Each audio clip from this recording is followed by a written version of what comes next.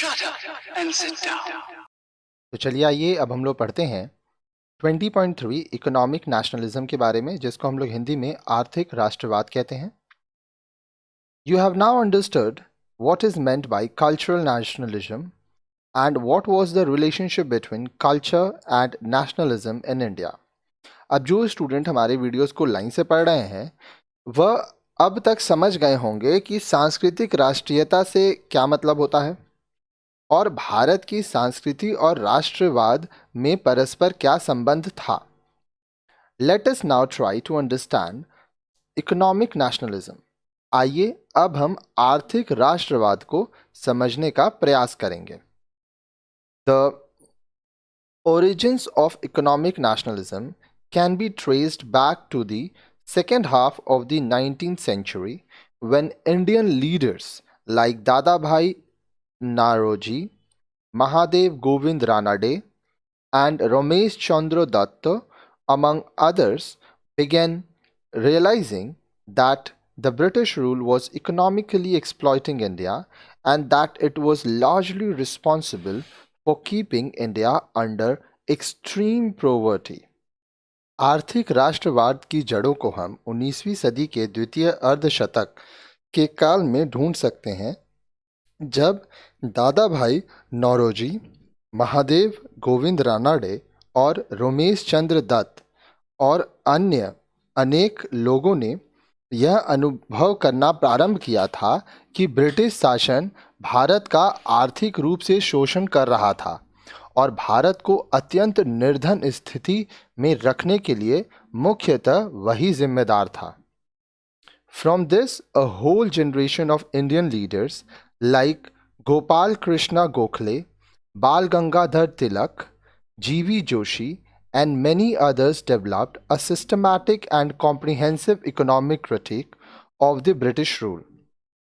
अब देखिए, इसलिए गोपाल कृष्ण गोखले, बाल गंगाधर तिलक, जी.वी. जोशी और अनेक अन्य भारतीय नेताओं ने ब्रिटिश शासन की आर्थिक व्यवस्था की आलोचना करने के लिए भली भांति व्यवस्थित और समेकित आलोचना पद्धति विकसित की. Following are some of the features of economic nationalism they propounded and preached through their writings.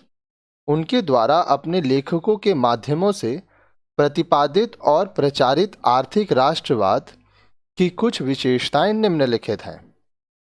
They emphasized that the colonial rule was economically exploiting India in a variety of ways. उन्होंने इस बात पर बल दिया कि औपनिवेशिक शासन अनेक प्रकार से भारत का आर्थिक रूप से शोषण कर रहा था. Initially, this exploitation was confined to heavy taxation on the peasantry and the unequal trade with India. अब देखिए, शुरू में यह शोषण किसानों पर लगाया गया भारी करों और भारत के साथ असमान व्यापार तक ही सीमित था. It was unequal trade because the British East India Company, which was granted a monopoly of trade with India by the British Parliament, bought Indian goods very cheap rate and sold British manufactured goods to India at a very expensive rate. अब देखिए, यह असमान व्यापार था क्योंकि British east India company, जिसे British संसद ने भारत के साथ व्यापार करने का एक अधिकार दिया था, बहुत सस्ते दामों पर भारतीय सामान खरीदती थी और ब्रिटेन में निर्मित वस्तुओं को बहुत ही महंगे दामों पर भारत में बेचती थी. This resulted in India's wealth going to England. इसके परिणाम स्वरूप भारत की धन दौलत इंग्लैंड जाने लगी. It also destroyed the traditional handicraft industries of India. इसने भारत के परंपरागत हस्तशिल्प उद्योगों को भी नष्ट कर दिया. However, in the 19th century, whereas this form of economic exploitation continued, new and more complex forms of exploitation came into being. हालांकि अब देखिए 19वीं सदी में जबकि इस प्रकार का आर्थिक शोषण जारी था, नए जटिल प्रकार के शोषण के रूप में अस्तित्व में आ गए. Now, the colonial rulers exploited India as a supplier of raw material for their industries and a market where the goods produced in the British industries could be sold. अब औपनिवेशिक शासकों ने भारत को अपने उद्योगों के लिए कच्चे माल की आपूर्ति करने वाले आपूर्तिकर्ता के रूप में शोषित करना शुरू कर दिया और एक ऐसे बाजार में बदल दिया जहां ब्रिटिश उद्योगों में निर्मित वस्तुओं को बेचा जा सके. India was made to cultivate those raw materials like cotton or jute which were required by the British industries. Bharat को ऐसी सामग्री की फसलें उगाने जैसे कपास या पटसन, पटसन जूट को कहते हैं, कपास कॉटन के लिए मजबूर किया जाने लगा जो ब्रिटिश उद्योगों के लिए आवश्यक थी. The impact of this was that India's wealth, which could have been utilized for India's industrialization and economic development, was utilized instead for Britain's economic development. The Indian nationalist leaders learned these vital facts and propagated them at the same time. इसका प्रभाव यह हुआ कि जो भारतीय धन संपदा भारत के औद्योगिकरण और आर्थिक विकास के लिए प्रयोग में लाई जा सकती थी, ब्रिटेन के आर्थिक विकास के लिए प्रयोग में लाई गई. भारतीय राष्ट्रीय नेताओं ने इन महत्वपूर्ण तथ्यों को जाना और साथ ही इनका प्रचार भी किया. अब देखिए फिर आगे क्या हुआ, आइए उसके बारे में जानते हैं. As a part of their understanding about the steady economic exploitation of India, the nationalist leaders, Dadabhai Naoroji in particular, propounded the drain theory. Bharat के लगातार आर्थिक शोषण को समझने के एक अंग के रूप में राष्ट्रीय नेता, विशेष रूप से दादा भाई नारोजी, निष्कासन सिद्धांत ड्रेन थ्योरी को विचार के लिए सामने लाए.